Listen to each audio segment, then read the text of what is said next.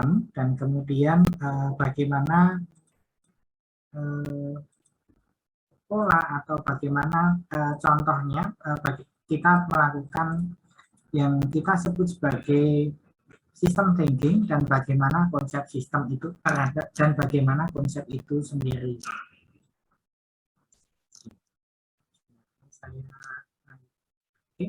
Nah, minggu yang lalu sebenarnya kita sudah menyinggung sedikit mengenai apa itu sistem thinking dan kemudian kenapa kita perlu mempelajari sistem thinking ini dan kenapa ini diletakkan di pemodelan ya.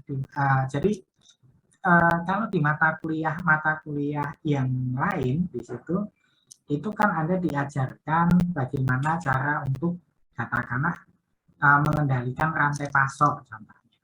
Kemudian Anda diajarkan bagaimana cara untuk melakukan penjadwalan produksi, perencanaan produksi, ataupun juga disampaikan mata kuliah yang terkait dengan bagaimana mengelola pabrik dan sebagainya. Nah, di mata kuliah pemodelan sistem ini saya akan membawa di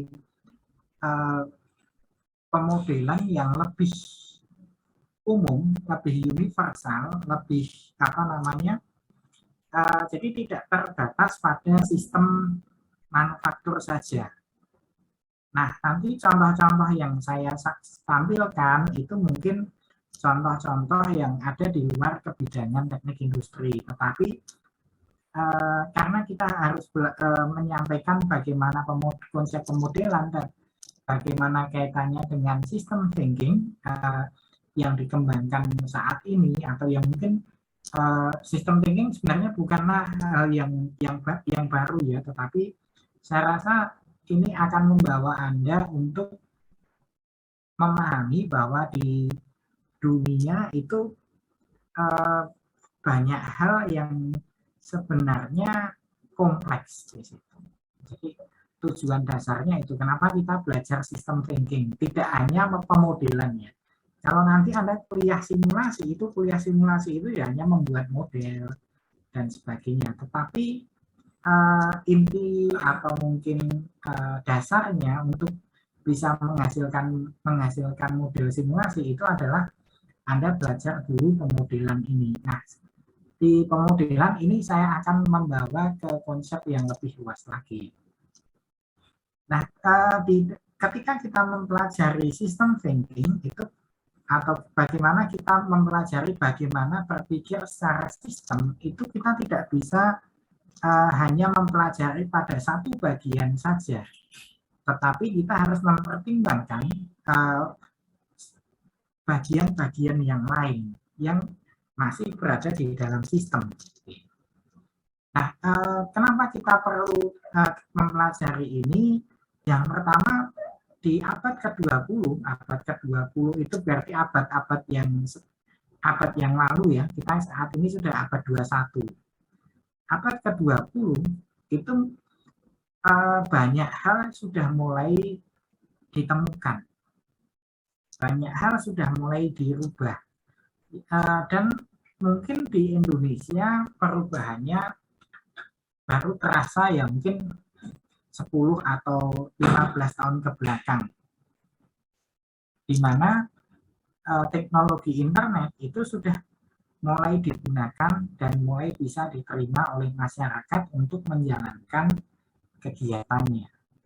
Tahun 2003 itu saya pernah tahun 2000 itu saya pertama kali menggunakan internet itu yang datang ke warnet itu hanya mahasiswa saja kebanyakan. Paling ya ada pelajar 1-2 saja. Saat ini bapak-bapak Anda atau orang tua Anda, kakek-kakek Anda, nenek-nenek Anda itu semuanya sudah menggunakan internet. Salah satunya itu yang punya WhatsApp dan sebagainya kan seperti itu. Kalau di tahun 2000-an itu yang menggunakan hanya mahasiswa saja.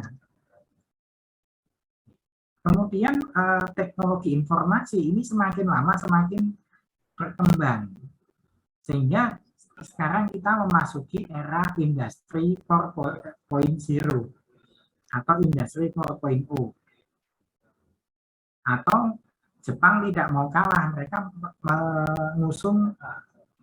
mengusung yang namanya Society 5.0. Itu karena Jepang nggak mau kalah. Mereka punya istilah 5.0 dengan apa namanya, dengan asumsi bahwa itu society atau masyarakat, bukan industri saja. Nah, kemudian ada hari ini banyak hal yang sudah berubah, banyak hal yang telah tergantikan dengan teknologi. Contohnya, contoh kecilnya apa? Contoh kecilnya foto. Kalau Anda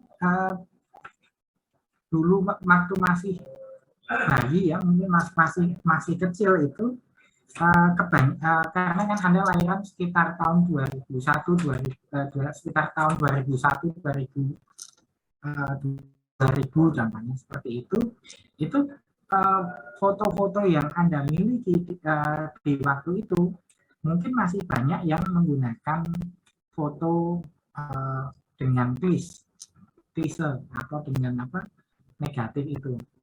Nah, tetapi saat ini klise sudah digantikan dan kemudian sudah digantikan dengan handphone.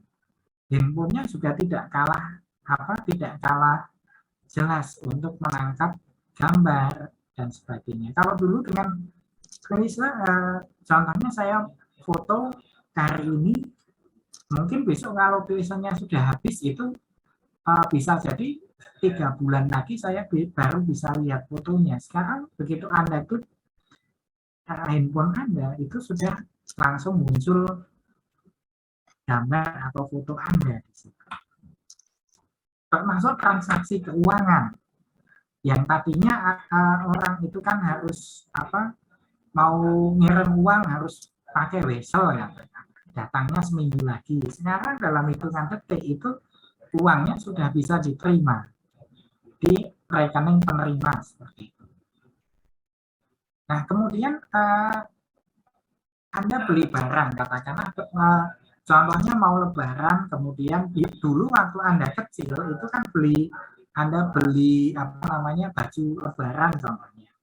Itu kan belinya paling hanya di sekitar tempat Anda kan gitu.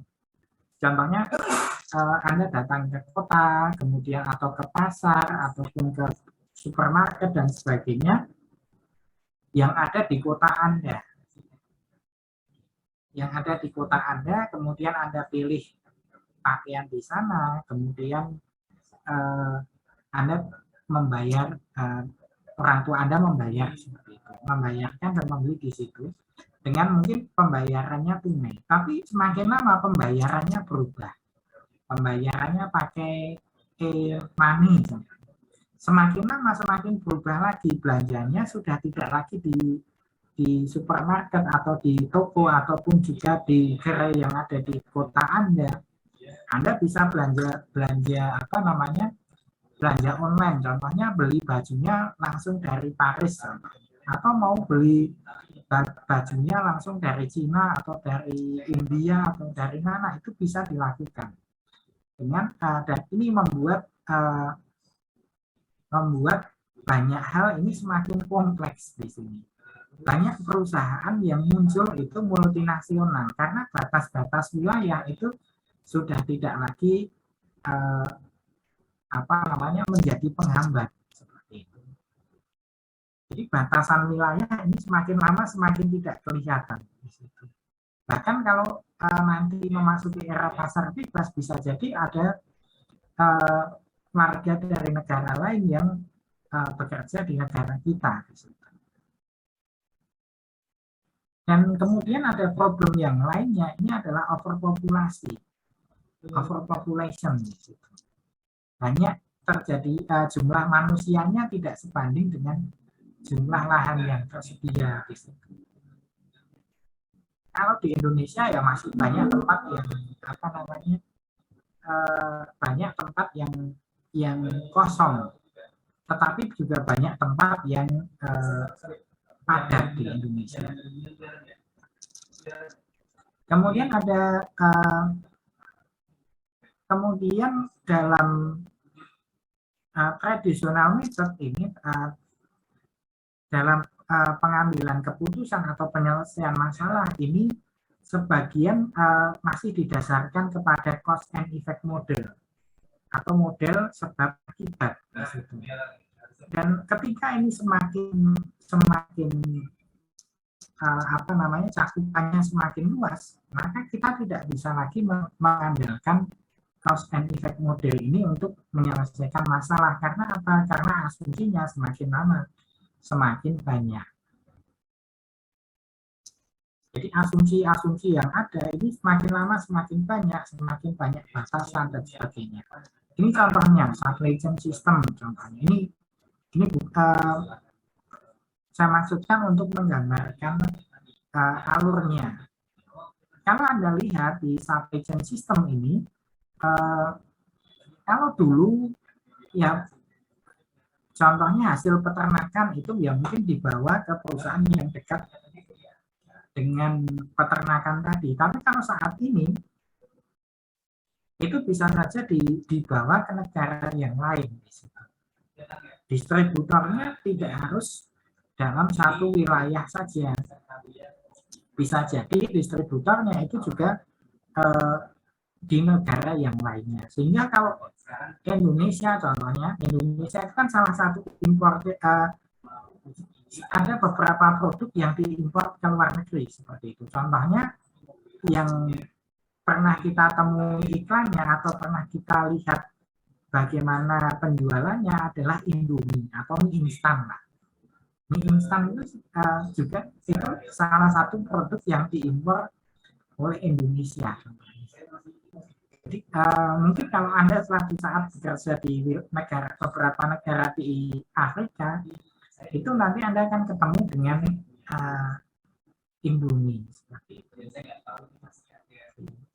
Tapi entah di sana sudah ada yang buka warung warung mie atau bukan, atau tidak, saya belum tahu. Siapa tahu mungkin besok suatu saat Anda bisa mengembangkan usaha warung Indo itu di negara yang lain di situ.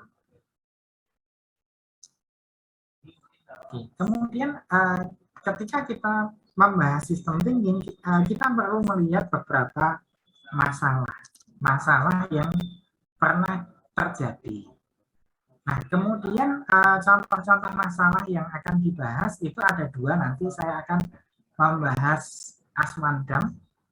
Kemudian yang kedua masalah deterioration dari urban transport. Untuk assessment unit production cost nanti saya sampaikan di minggu-minggu depan saja. Nah, ada satu objek yang namanya Aswandam. Ini adalah Aswandam yang ada di wilayah Mesir. Nah, Aswandam ini salah satu contohnya salah satu proyek yang pernah dibanggakan oleh pemerintahnya pada waktu itu. Aswandam ini dibangun dengan tujuan meningkatkan produktivitas lahan pertanian. Kemudian bisa juga nanti dimanfaatkan untuk menggerakkan turbin dan untuk tenaga pembangkit listrik tenaga air. Tetapi apakah proyek ini sukses? Ternyata tidak. Jadi apa yang dibangun untuk alasan atau tujuan meningkatkan produktivitas pertanian, ternyata hasilnya tidak tercapai. Justru yang tercapai adalah peningkatan masalah di bidang pertanian. Masalahnya apa contohnya? Contohnya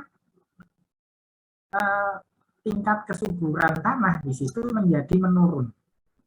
Kenapa jadi turun? Karena adanya lumpur yang senantiasa berganti dengan aliran sungai itu menjadi hilang di situ. Karena lumpurnya tadi tertahan dengan adanya waduk tadi atau bendungan tadi di situ.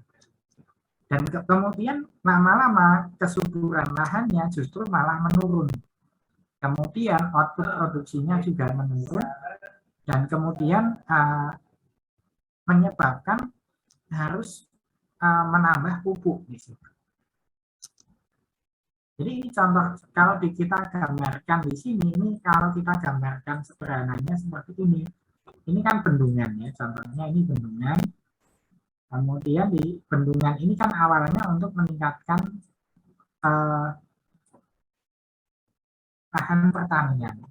Tetapi di sini yang timbul adalah masalah pertanian, di bidang pertanian. Contohnya yang pertama di sini menurunnya kesuburan tanah.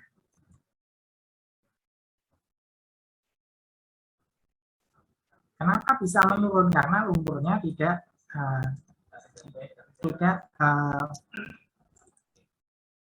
ini salah ketik ya, kesuburan tanah. Kemudian dampak lanjutannya ini masih ada dampaknya.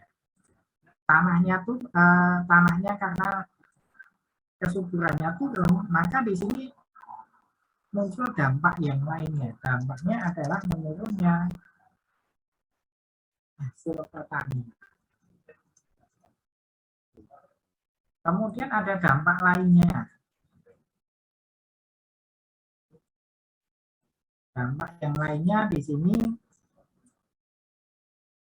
dampak yang lainnya harus menggunakan pupuk kimia. Menggunakan pupuk kimia. Kemudian dari penggunaan pupuk kimia ini nanti akan memunculkan masalah yang lainnya lagi. Contohnya tanahnya menjadi rusak.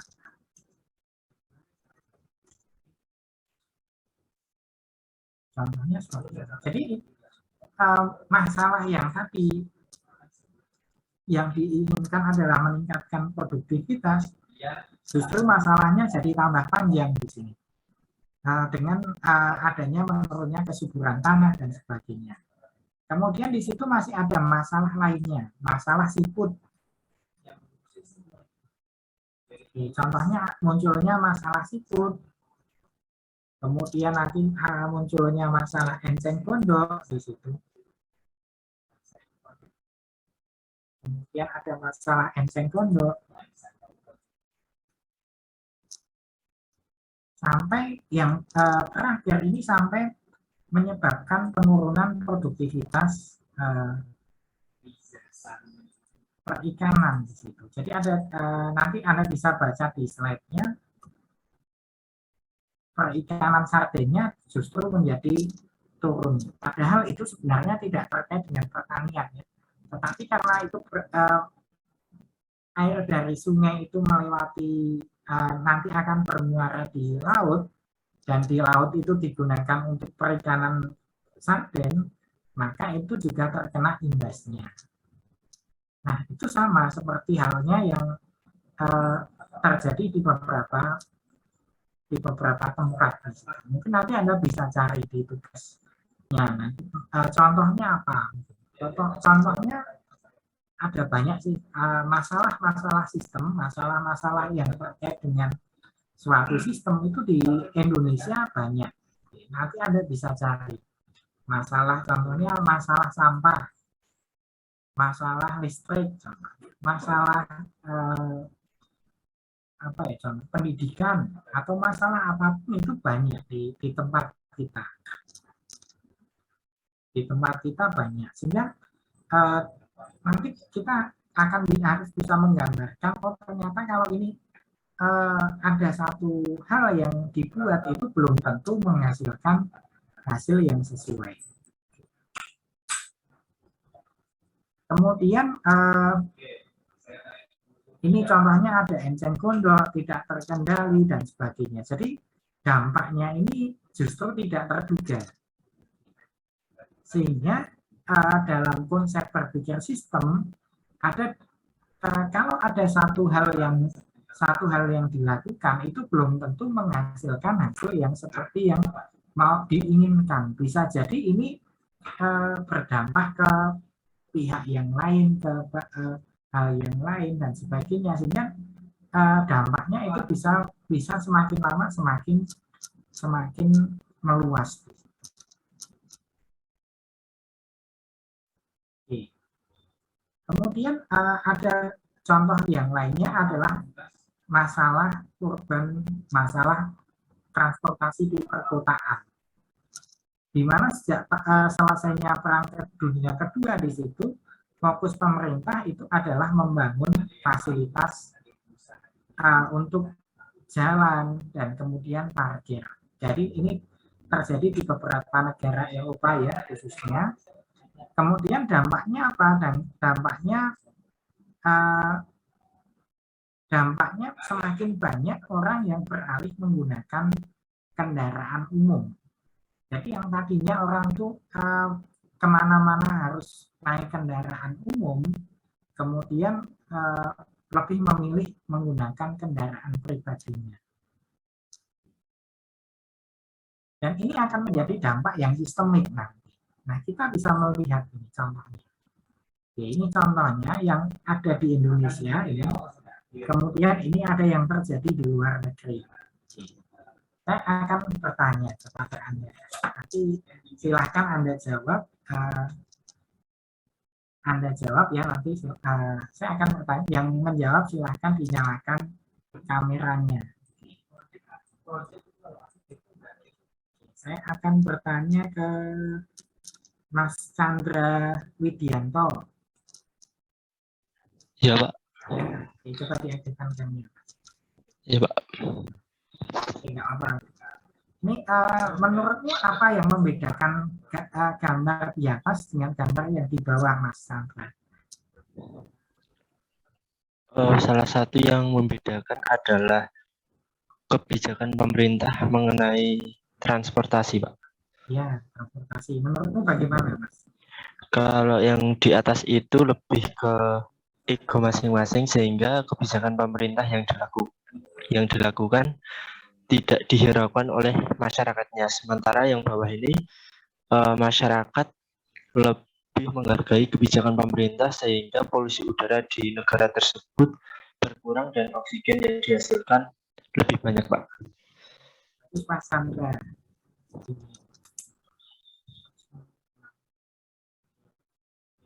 Oke. Nah, sekarang saya mau tanya pendapat yang lainnya. Oke, saya mau tanya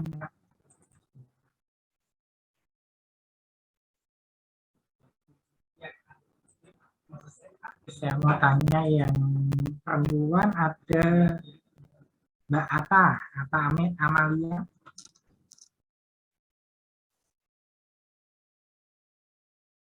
Mbak Ata ada? Ada, Pak. Ya, menurutmu apa yang membedakan Mbak Ata? Menurut saya mengenai gambar yang ada di layar, yang membedakan itu tentang lingkungannya, Pak. Ya. Kalau yang di sebelah atas mungkin itu lingkungannya seperti kota metropolitan, tapi kalau yang bawah itu kan kayak seperti ada apa sih namanya yang iklan-iklan itu. Jadi kebanyakan orang di situ itu kan tidak melakukan aktivitas keseharian, tetapi melakukan kegiatan seperti liburan atau bersenang-senang. Ya. Makanya kalau yang atas itu padat gitu, Pak. Terus kalau yang bawah itu lebih longgar karena beda juga aktivitas dan lingkungannya seperti itu. Ya, terima kasih Mbak Ata. Oke. Tadi sudah disampaikan Mas Chandra dan Mbak Ata ya terkait dengan ini. Jadi yang gambar yang di atas ini sebenarnya ada di Indonesia di situ. Di Indonesia di mana ini adalah salah satu ruas jalan yang ada di Jakarta. Jadi di Jakarta ini kenapa Jakarta? Karena di sini Anda bisa lihat ya Jakarta atau Jabodetabek, nah sekitarnya saya nggak tahu ini persisnya di mana. Tetapi bisa Anda lihat di sini, ini adalah bagaimana rutenya kendaraan di Jakarta. Yang ini, yang di bawah, ini adalah salah satu contoh ruas jalan yang ada di Amerika. Saya lupa kotanya San Francisco atau mana, atau Los Angeles. Nah, kedua kotanya ini sama-sama kota metropolitan. Keduanya sama. Yang satu ini adalah di salah satu bagian atau di salah satu jalan menuju ke pusat kota, sementara yang ini adalah titik perkotaannya di tengah-tengah kotanya ya. Nah, yang ada di sini ini sebenarnya bukan lagi liburan di situ. Jadi itu bukan Car Free Day atau mungkin bukan juga apa namanya, jadi bukan Car Free Day ya intinya itu. Tetapi ini sebenarnya adalah salah satu ruas jalan yang sangat sibuk, yang sangat di mana di sini ada banyak aktivitas, ada banyak di jalan ini ada banyak apa namanya, ada banyak pusat bisnis, pusat perkantoran, kemudian pusat apa namanya terkait dengan toko, pertokoan dan sebagainya. Kalau di Jogja ini saya mencontohkannya agak sulit. Kalau di Jogja itu yang pusat bisnisnya atau pusat jualan atau banyaknya orang jualan kan di Jalan Solo sama di Malioboro ya. Tapi kalau untuk yang perkantoran itu di Jogja itu mungkin di jalan-jalan Sudirman dan sebagainya dan tidak begitu apa ya, tidak begitu padat. Tapi kalau di Jakarta itu ada beberapa jalan yang memang terkenal sebagai pusat bisnis, pusat perkantoran. Kemudian di situ juga ada pusat untuk jualan dan sebagainya. Nah, yang membedakan ini, yang di bawah ini kebanyakan orang lebih banyak menggunakan kendaraan pribadi dibanding dengan kendaraan umum. Ini kalau Anda lihat ini jumlah kendaraan umumnya ini ada beberapa ya. Tetapi jumlah kendaraan pribadinya jauh lebih banyak dibanding dengan kendaraan umum. Sementara kalau yang di bawah itu jumlah kendaraan umumnya ini ada taksi ya, ada taksi yang lewat sini ini kebanyakan ada hanya kendaraan umum saja seperti taksi atau mungkin bus dan sebagainya yang apa namanya, yang lalu lalang di situ. Mungkin suatu saat nanti saya coba cari videonya terkait dengan jalan ini. Jadi di sini kebanyakan orang jalan. Nah, dari mana mereka bertempat tinggal? Tempat tinggalnya bisa saja ada di sekitar ini. Karena konsepnya beda ya. Kalau di tempat negara lain itu tempat tinggalnya itu ada bisa jadi adalah apartemen ataupun mungkin rumah-rumah susun yang ada di sekitarnya seperti itu. Sementara kalau di Indonesia kan kebanyakan masih perumahan di situ. Jadi perumahan atau rumah-rumah biasa. Sehingga apa namanya, karakternya juga akan berbeda. Nah, yang kita fokuskan, kita melihat bagaimana pola ini. Nah, ketika ini adalah pusat kota dan kemudian pusat kota ini dipenuhi dengan orang yang berjalan, tentu untuk mencapai sini ada yang namanya transportasi massal yang mendukung. Jadi kita akan membahas transportasi massal dulu. Transportasi massal itu contohnya kalau di Jogja itu transportasi massal itu pun ya hanya Trans Jogja ya yang eksis lah seperti itu. Oke, contohnya transportasi massal. Oke, kita lihat dari sudut transportasi massal.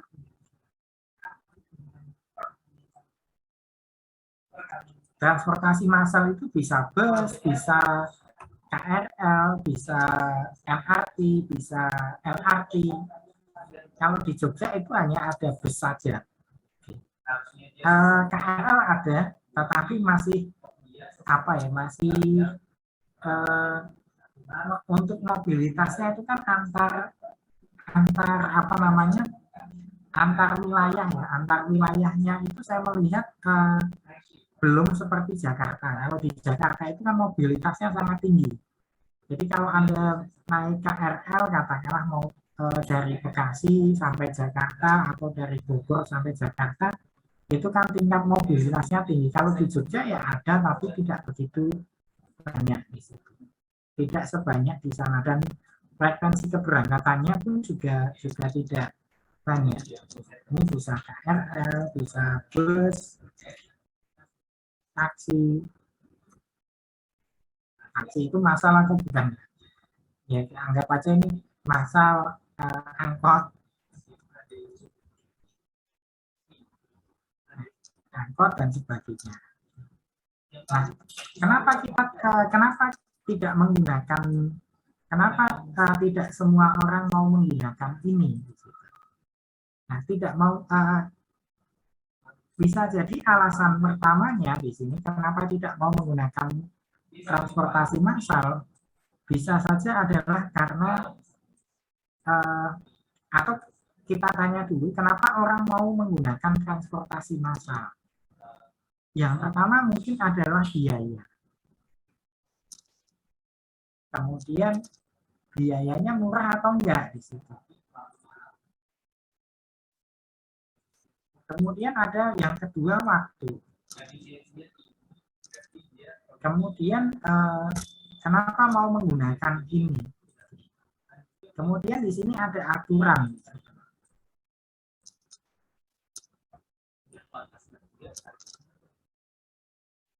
Kemudian ada aturan, kemudian ada biaya, waktu, aturan, kemudian terkait dengan jadwal itu waktu. Kemudian terkait mungkin contoh yang lainnya karena biaya parkirnya, ini biaya lain-lainnya, ini biaya transportasi ya.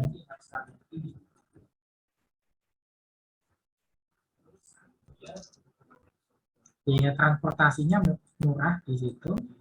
Kemudian di sini ada dan lain-lain. Nah, dan lain-lain ini apa? Ini banyak ya. Contohnya, kenapa mereka mau menggunakan transportasi? Mungkin di sini ada juga faktor yang lainnya. Contohnya budaya.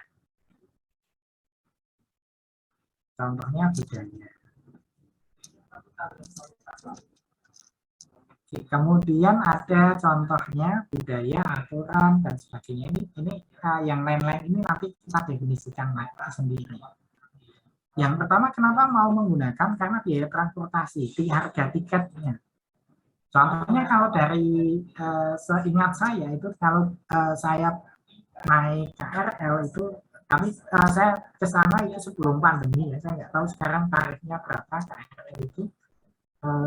KRL itu dari Bekasi sampai katakanlah sampai Gambir, Jakarta Kota, itu tarifnya murah, hanya 3.000 seingat saya. Jadi dari Bekasi sampai Jakarta Kota itu seingat saya hanya 3.000 saja tarifnya. Nah, tentu ini biayanya akan lebih murah dibanding dengan Anda naik sepeda motor dari dari Bekasi sampai Jakarta Kota. Waktunya itu juga sama. Waktunya itu untuk sampai ke sana kalau naik KRL itu hanya sekitar 1 jam saja. Tapi kalau Anda naik kendaraan pribadi, apalagi itu mobil, tentu waktunya akan semakin panjang. Apalagi ketika Anda tidak melewati tol. Di sana jaraknya itu kalau tidak melewati tol itu memakan waktu yang lama. Tetapi kalau melewati tol untuk biaya lewat ke tolnya saja itu 3.000 tidak dapat di situ. Apalagi kalau Anda mengandalkan naik mobil kemudian lewat tol itu bisa jadi biaya untuk tolnya sendiri sudah 20 ribuan. Sekitaran itu biaya untuk tolnya saja, belum untuk bensinnya ya. Kemudian ada waktunya. Waktunya apakah sama atau tidak di situ. Kemudian ada aturannya. Ada nggak aturannya? Kalau di Jakarta itu ada namanya aturan ganjil genap. Hari ini, hari tanggal berapa, kemudian nanti yang boleh lewat ganjil atau genap kendaraannya. Nomor kendaraannya ganjil atau genap itu akan menjadi pertimbangan. Kemudian ada budayanya. Budayanya apakah mendukung atau tidak di situ. Kalau kalau katakanlah suatu saat pemerintah mau menggalakkan angkutan massal, gitu. Budaya ini kalau dijabarkan dalam konsep ini, saya menjabarkan dalam konsep yang sempit ya, budayanya bukan budaya secara keseluruhan, tidak, tetapi bagaimana budaya atau pola atau habits yang mungkin kebiasaan lah, yang terkait dengan kebiasaan. Mau nggak orang diminta untuk naik ini, karena kalau naik ini kan di situ harus ada waktu untuk mengantri, kemudian harus berangkatnya tidak bisa harus pada jam-jam tertentu saja dan sebagainya. Jadi terkait dengan budaya ini juga ada nggak bentrok itu bukan arti bentrok ini ya, tapi ada nggak ketidaksesuaian dengan budaya kita. Kalau di kota-kota besar itu mungkin tidak begitu, untuk bisa menerima transportasi massal itu tidaklah begitu sulit. Tetapi kalau itu di Jogja ini tentu masalahnya akan berbeda lagi. Contohnya kalau di Jogja, kenapa saya menilai ya Trans Jogja itu kok tidak begitu sukses menurut saya dari segi jumlah penumpang dan sebagainya, itu tidak begitu sukses ya, karena di sini kita bisa melihat ini contoh dari beberapa variabel yang saya kemukakan ini. Contohnya biaya transportasi, biaya transportasinya apakah murah atau tidak di situ. Kemudian waktunya ini juga, contohnya kalau saya dari tempat saya di Monjali kemudian mau ke kampus 2 ini, maka di situ saya kalau naik angkot, naik Trans Jogja contohnya, saya harus menyediakan waktu yang lebih. Untuk apa? Untuk jalan ke haltenya contohnya. Setelah jalan dari ke haltenya, saya harus menunggu. Setelah menunggu, saya harus kemudian naik bis, kemudian nanti pindah ke halte yang lainnya. Dari halte yang satu bisa pindah ke halte yang kedua, seperti itu. Sehingga untuk dan kemudian pindah itu kan tidak langsung dapat busnya, bisa saja setelah pindah saya harus menunggu lagi di situ. Jadi waktunya ini mungkin dari biaya transportasinya masih masuk akal di situ. Tapi dari segi waktunya kalau di Jogja itu tidak istilahnya tidak worth it ya, gitu contohnya. Tidak sebanding lah dengan apa yang harus diterima gitu. Kemudian ada aturannya, di Jogja nggak ada aturan ganjil genap gitu. Anda mau kalau kecuali mungkin di beberapa ruas dulu sepertinya sempat mau dibikin seperti itu, tapi seingat saya kemudian tidak jelas lagi aturannya masih jalan atau tidak. Dan itu pun juga hanya ruas jalan tertentu, dan ruas jalannya tidak begitu vital. Kalau menurut saya, karena saya di Bagasari ya, sehingga itu tidak begitu vital. Tapi bagi mungkin yang bekerja di Malioboro dan sebagainya, itu mungkin akan vital aturan itu. Kemudian ada budayanya. Budayanya seperti apa di situ? Budaya kebiasaan lah, pola atau habits-nya seperti apa? Nah, kalau di Jogja mungkin lebih senang menggunakan kendaraan pribadi, meskipun itu sepeda motor dan sebagainya, orang lebih senang ini. Karena apa? Karena lebih cepat, kemudian polanya juga tidak sama seperti di wilayah atau seperti di wilayah perkotaan dan sebagainya. Sehingga dengan membawa sepeda motor itu mungkin orang nanti makan siangnya bisa jalan kemana seperti itu. Tidak harus selalu mengandalkan transportasi massal.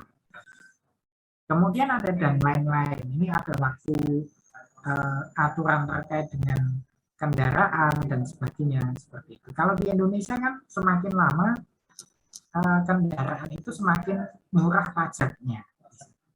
Kalau Anda punya sepeda motor ya tahunnya tahun 2000 dengan sepeda motor tahun 2020 tentu pajaknya akan lebih murah yang tahun 2000 tadi. Dan ini akan berdampak kepada banyak hal. Nah, sehingga pemberlakuan transportasi massal itu bukanlah suatu hal yang mudah karena akan mengalami benturan dengan banyak hal, dengan banyak pola, dengan banyak kebiasaan yang ada di masyarakat. Kalau yang ini dulunya saya pernah lihat videonya, ini dulunya sebenarnya adalah jalan raya juga, jalan raya yang di situ cukup padat, tetapi dengan adanya pemberlakuan aturan tertentu yang bisa lewat di sini kebanyakan hanya pejalan kaki, sehingga orang yang beraktivitas di sekitar ini mau tidak mau harus beralih dari transportasi pribadi menuju ke transportasi massal. Jadi aturan itu juga salah satu faktor yang penting untuk diperhatikan. Jadi aturannya seperti apa? Jangan sampai nanti kalau di tempat kita kan melanggar rambu lalu lintas itu yang biaya dendanya tidaklah begitu mahal, tapi di tempat yang lain itu melanggar rambu lalu lintas itu dendanya bisa sangat mahal, apalagi melanggar aturan ganjil genap atau mungkin aturan yang tidak boleh kendaraan dan sebagainya, itu akan lebih mahal lagi. Kemudian kita ke konsep system thinking, tadi sudah dibahas beberapa masalah yang membutuhkan pemikiran secara sistem. Nah, kemudian ada system thinking, ini menurut Dellenbach ini ada hal yang kita sebut efisiensi versus effectiveness. Tidak semua hal yang hemat, tidak semua hal yang murah itu akan efektif.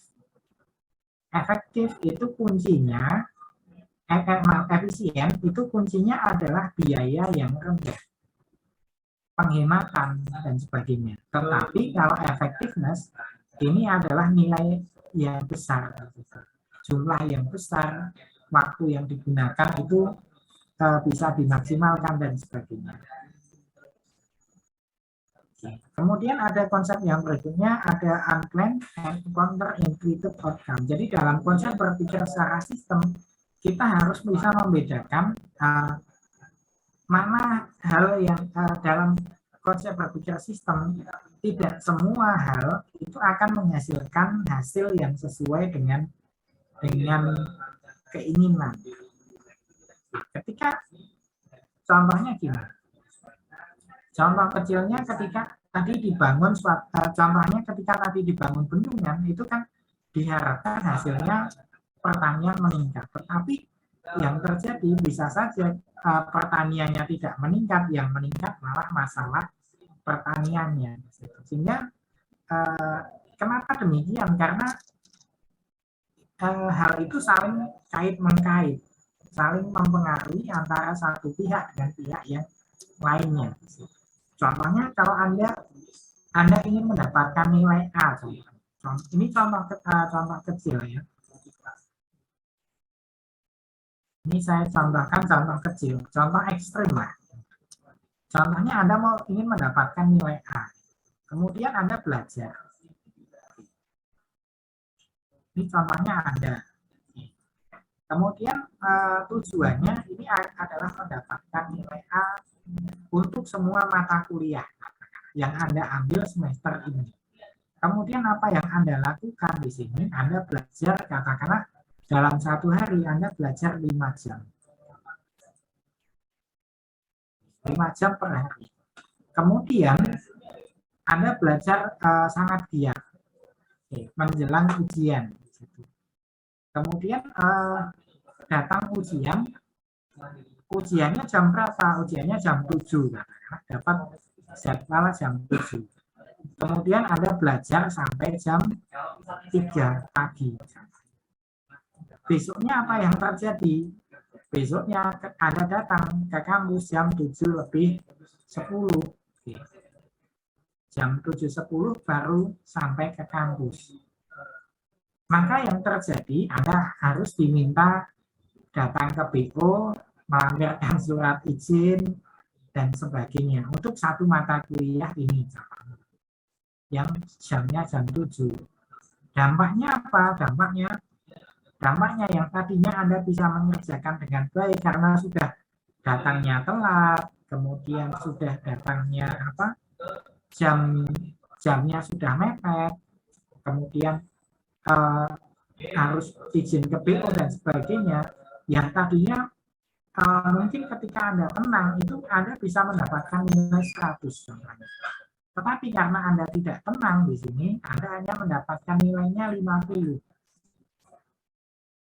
Dampaknya apa? Dampaknya yang tadinya Anda mentargetkan nilai A, ini bisa saja muncul hasil akhirnya adalah nilai B. Karena apa? Karena tidak tenang. Meskipun Anda sudah belajar setiap hari 5 jam, kemudian mau ujian sampai jam 3 pagi, tapi karena tadi Anda telat, kemudian bangunnya mungkin juga sudah kesiangan dan sebagainya, sehingga yang tadinya kalau itu Anda tenang bisa mendapatkan nilai A, hanya bisa mendapatkan nilai B karena nilainya hanya 50 contohnya. Jadi ini contohnya seperti itu. Bahwa di dalam konsep berpikir sistem, tidak semua hasil yang ingin dicapai itu akan persis tercapai. Nah, kalau konsep berpikir tradisional, jadi ada konsep berpikir tradisional, ini ada dua hal yang diusung ya. Ya, ini adalah reduksionis thinking dan juga cause and effect thinking. Reduksionis thinking itu contohnya gini. Kalau Anda punya satu masalah yang besar, contohnya masalahnya perusahaannya rugi, katakan ini perusahaannya rugi,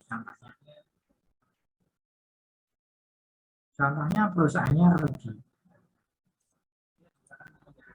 Kemudian kenapa rugi? Kemudian di sini contohnya penjualannya turun. Di sini anggap aja ini sebagai suatu bidang ya. Kemudian di sini penjualannya turun.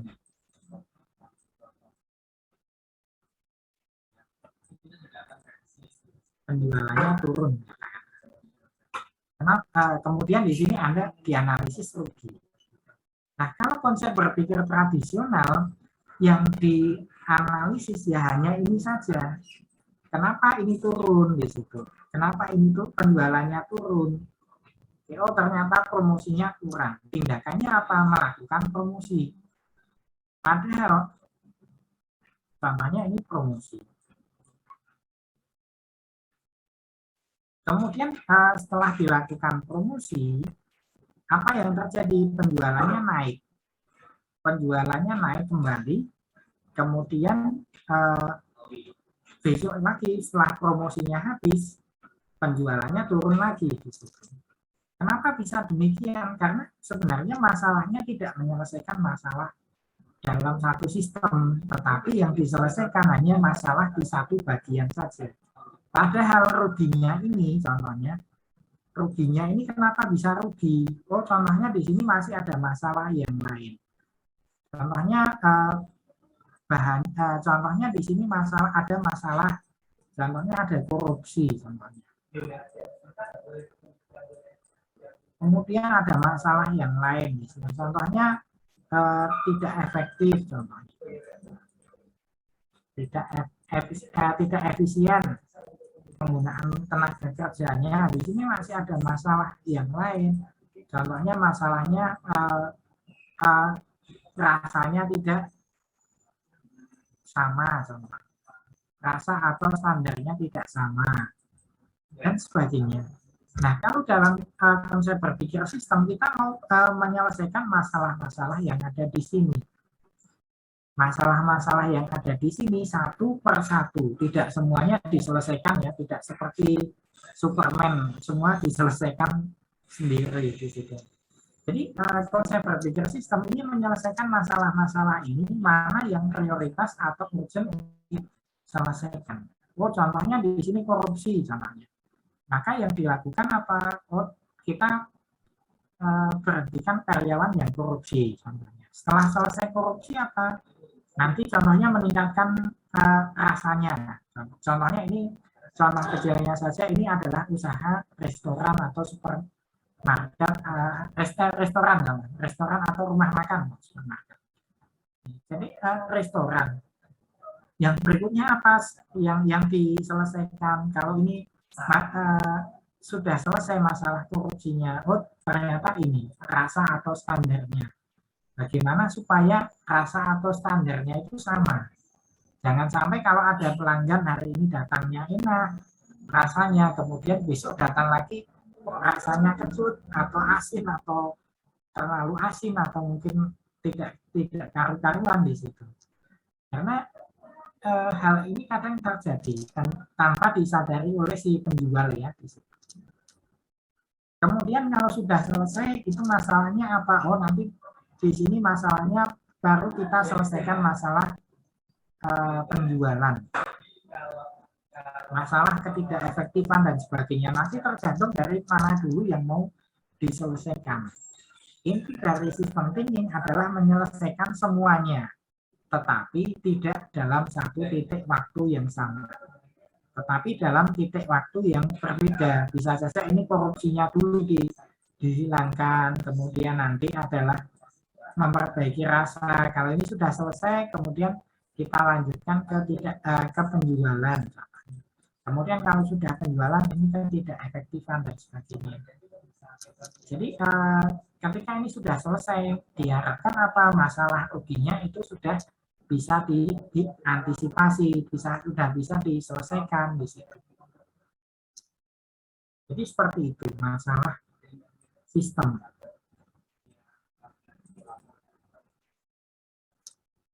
Kemudian ada tadi itu konsep reduksionisme ya, tadi yang hanya menyelesaikan masalah di bidang penjualan saja. Itu reduksionisme.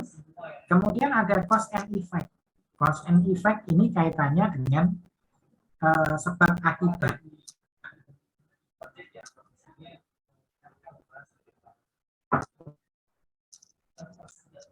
Nah, dalam konsep berpikir tradisional, semua hal itu dianggap sebagai sebab akibat. Tadi katakanlah penjualannya turun, rugi ya, masalahnya penjualan turun, kemudian dilakukan produksi, itu sebenarnya masuk cause and effect. Kenapa? Karena bisa dilakukan promosi. Kenapa? Karena dengan promosi itu diharapkan bisa meningkatkan penjualan sekian persen. Itu cause and effect. Tapi kalau dalam sistem thinking ini kita pilah-pilah dulu mana yang harus diselesaikan dulu, mana yang harus diperbaiki dulu, mana yang harus diprioritaskan terlebih dahulu. Dan kemudian cause and effect-nya itu tidak bisa langsung sekali selesai. Kita harus mengukur dampaknya apa? Dampaknya, contohnya tadi di contoh yang ini tadi, dampaknya apa? Kalau ini diselesaikan, oh ternyata korupsinya dihilangkan. Yang tadinya karyawannya korupsi diberhentikan semua. Contohnya. Dampaknya apa? Kita harus bisa melihat, oh dampaknya kinerjanya semakin baik atau semakin buruk di kondisi perusahaan tersebut. Kemudian dampaknya apalagi bagi keuangan, apakah memberikan kontribusi positif atau tidak, atau justru malah kinerjanya jadi menurun dan sebagainya, itu harus dipertimbangkan. Oke. Jadi kita harus melihat suatu nilai-nilai yang timbul dari satu tindakan-tindakan yang yang diteliti atau dianalisis. Kemudian ada dalam konsep sistem, kemudian ada 5 konsep karakteristik organisasi yang memiliki 5 ciri khas organisasi yang memiliki karakter sebagai suatu sistem, yaitu openness, kemudian purposefulness, kemudian ada emergent properties, kemudian ada counterintuitive outcomes, kemudian ada multidimensionality. Openness ini suatu organisasi adalah sistem, adalah suatu hal yang berinteraksi dengan lingkungan. Lingkungan itu tidak selalu lingkungan alam ya, tetapi lingkungan ini bisa lingkungan sistem, bisa yang lebih pokok adalah lingkungan sistemnya.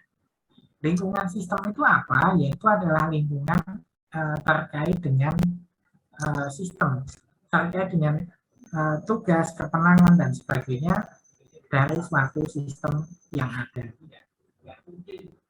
Kemudian ada purposefulness, ini sebuah organisasi ada karena sebuah alasan.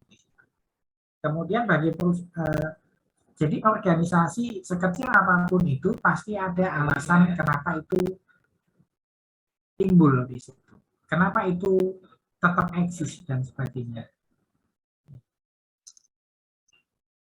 Kemudian ada sifat yang muncul, di mana organisasi ini kalau dipecah-pecah itu tidak akan memiliki karakteristik yang sama, seperti ketika itu menjadi suatu organisasi. Kemudian ada counterintuitive outcome, di mana hasil dari memahami hubungan antar komponen dan bagaimana penyebabnya dapat menyebabkan efek yang berbeda. Itu konsep organisasi. Kemudian kita bisa mendefinisikan sistem. Mendefinisikan sistem itu tergantung dari siapa Anda sebagai pengamatnya. Kalau Anda orang teknik industri datang ke satu tempat, maka Anda akan memikirkan tempat itu sebagai berdasarkan sudut pandang Anda sebagai seorang sebagai seorang industrial engineer. Tetapi kalau yang mengamati itu adalah orang biologi, itu tentu akan menghasilkan pemikiran yang berbeda, deskripsi yang berbeda. Contohnya yang dilihat adalah suatu muara atau danau atau mungkin apa ya? Muara itu titik pertemuan antara sungai dengan lautan.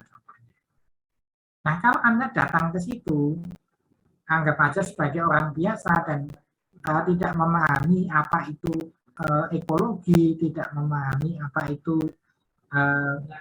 lingkungan yang ada di sana, yang Anda tahu mungkin hanya datang ke situ foto saja, selfie, kemudian atau mungkin bikin video di TikTok dan sebagainya contohnya. Tetapi kalau yang datang itu katakanlah seorang yang berkecimpung di bidang biologi atau peneliti ekologi dan sebagainya, tentu akan memandang muara ini sebagai suatu ecological system, sebagai suatu sistem ekologis di mana di situ ada berbagai macam binatang dan sebagainya yang di sekitar muara tadi. Dan sehingga nanti ketika diminta menjelaskan, penjelasannya juga berbeda. Sehingga di dalam sistem description itu ada subjektivitas. Siapa yang memberikan deskripsinya. Sama halnya Anda melihat gambar ini. Gambar ini bisa dipandang sebagai seorang nenek tua ataupun seorang wanita yang sedang menengok ke samping. Tergantung dari siapa yang melihatnya. Nah, apakah ada yang salah? Tidak, di situ. Tidak ada yang salah.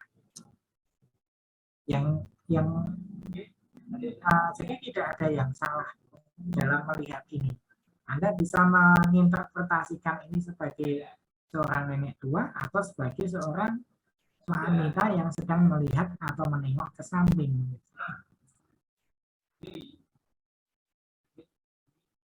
Jadi seperti itu. Kemudian nah, di dalam mendefinisikan masalah kita harus mempertimbangkan terkait dengan sistem, yaitu apa sih komponennya, relationship, behavior, kemudian environment, kemudian ada special interest dari observernya. Contohnya gini, contohnya gini, kalau Anda memahami katakanlah suatu masalah, contohnya masalah terkait dengan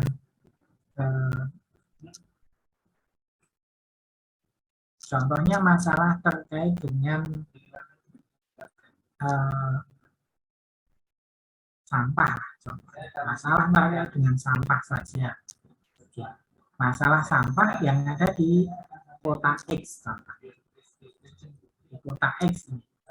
Nah, di kota X ini sering terjadi masalah terkait dengan sampah, di mana sampah angkutan sampah itu berhenti beroperasi. Kemudian dampaknya apa? Di sini contohnya tumpukan sampah. Kemudian lingkungannya kotor.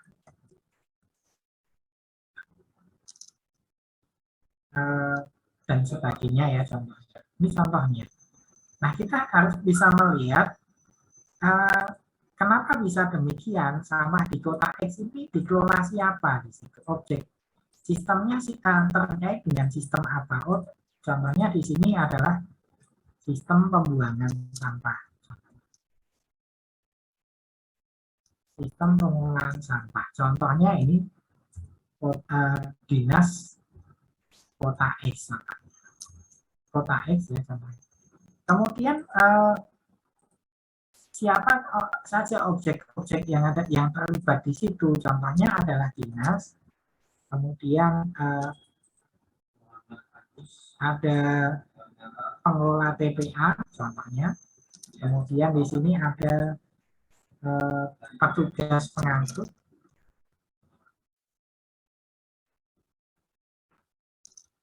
Contohnya ini adalah elemen-elemen yang ada di dalam pembuangan sampah atau pengolahan sampah tadi. Kemudian ada lainnya, ini contohnya lingkungannya. Lingkungannya ini siapa? Oh, lingkungannya ini katakanlah di sini ada lingkungannya ada masyarakat, ada contohnya pengepul sampah. Pengepul sampah, kemudian nanti ada masyarakat sekitar TPA.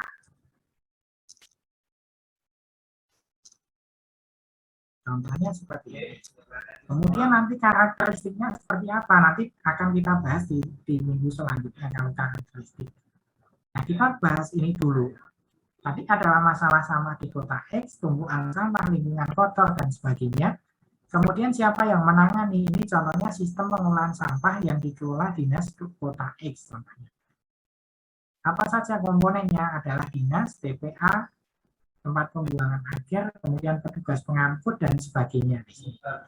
Kemudian lingkungan sistemnya siapa? Contohnya pengepul sampah, masyarakat sekitar TPA, dan sebagainya. Nah, dari sini kita bisa memformulasikan, oh kalau masalah sampah di sini, masalah sampah di kota X ini yang memiliki kewenangan atau keterkaitan dengan masalah itu berarti adalah dinas kota X. Siapa saja yang terlibat di sana atau bagiannya apa dan kewenangannya apa, kita bisa memetakan.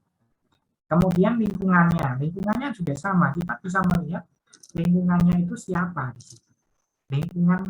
Lingkungan itu kan adalah pihak di luar sistem, tetapi memiliki pengaruh terhadap sistem tersebut, memberikan pengaruh ataupun memberikan masukan atau inputan kepada sistem tersebut. Itu kita sebut sebagai lingkungan sistem. Nah, contohnya seperti ini. Nah, dari sini silakan nanti Anda buat tugas individu, silahkan Anda cari satu masalah yang ada di sekitar Anda.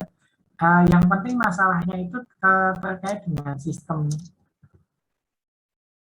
bisa terkait dengan sistem alam, sistem lingkungan ya, sistem alam atau lingkungan, kemudian ada sistem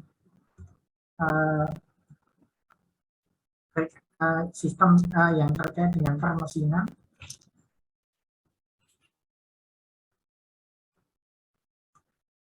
atau sistem produksi dan sebagainya. Dan kemudian nanti terkait yang berikutnya terkait dengan sistem, atau yang berikutnya terkait dengan sistem aktivitas manusia.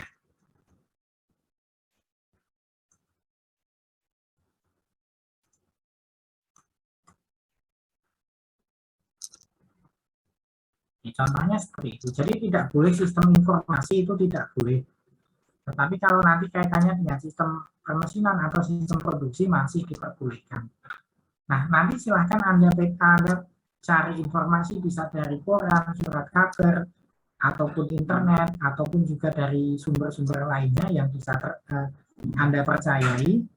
Kemudian silahkan Anda jelaskan masalahnya. Jadi di sini diminta menjelaskan masalahnya dengan bahasa Anda. Jadi ini dijelaskan masalahnya sedetail-detailnya. Kemudian nanti sistem yang relevan itu sistem apa? Contohnya sistem pengolahan sampah di kota dinas kota X. Jadi sistem yang memiliki keterkaitan atau hubungan dengan masalah ini. Oke. Kemudian siapa saja yang menjadi bagiannya? Ini saya contohkan ada dinas, TPA, pengolah, petugas pengangkut, dan sebagainya. Kemudian ada yang berikutnya, lingkungannya siapa di situ. Nah, maka nanti Anda bisa tentukan.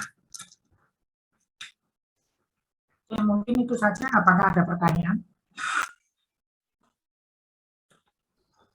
Ditulis tangan atau diketik ya, Pak? Boleh, silahkan ditulis tangan atau diketik, silahkan. Bebas saja. Yang penting diterimanya PDF itu saja ya. Baik, Pak.